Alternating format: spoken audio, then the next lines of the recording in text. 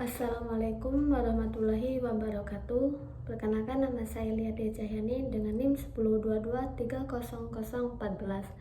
Baiklah, di sini saya akan membacakan tata kelola pemerintahan desa, tinjauan konstitusi, kewenangan, keuangan, dan peran kepala desa serta BPD. Baiklah, di sini saya akan membacakan pengertian dari pemerintahan desa. Pemerintahan desa adalah penyelenggaraan urusan pemerintahan dan kepentingan masyarakat setempat dalam sistem pemerintahan Negara Kesatuan Republik Indonesia yang dipimpin oleh kepala desa dibantu perangkat desa sebagai unsur penyelenggara.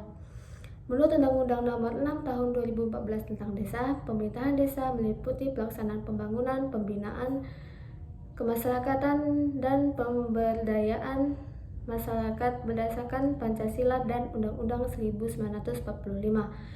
Desa merupakan kesatuan masyarakat hukum yang memiliki batas wilayah dan kewenangan untuk mengatur serta mengurus urusan pemerintahan dan kepentingan masyarakat setempat berdasarkan hak asal-usul dan adat istiadat yang diakui dalam sistem pemerintahan Indonesia.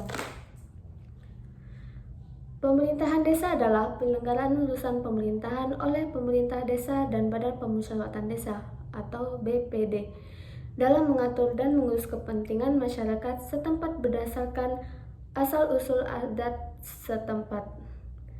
Kepala desa sebagai unsur desa mempunyai tugas dan kewajiban untuk menyelenggarakan rumah tangga dan melaksanakan tugas dari pemerintah pusat dan daerah.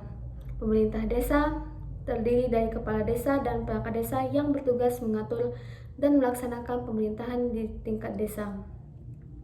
Desa adalah kesatuan masyarakat hukum yang memiliki batas wilayah, berwenang mengatur dan mengurus kepentingan masyarakat setempat berdasarkan prakarsa masyarakat dan hak tradisional yang diakui dan dihormati dalam sistem pemerintahan NKRI. Pemerintahan desa bertujuan untuk melindungi segenap bangsa Indonesia dan memajukan kesejahteraan umum serta mencerdaskan kehidupan bangsa sesuai dengan tujuan negara. Secara administratif, desa berada di bawah pemerintah kabupaten atau kota, namun tetap memiliki kewenangan untuk mengatur urusan masyarakat sesuai dengan hak asal-usul dan adat setempat. Struktur organisasi pemerintahan desa merupakan satu sistem yang mengatur tugas, fungsi, dan hubungan kerja dalam penyelenggaraan pemerintahan desa. Yang B. Posisi pemerintahan desa dalam Konstitusi Indonesia. Pemerintahan desa memiliki posisi yang penting dan unik dalam sistem ketatanegaraan Indonesia.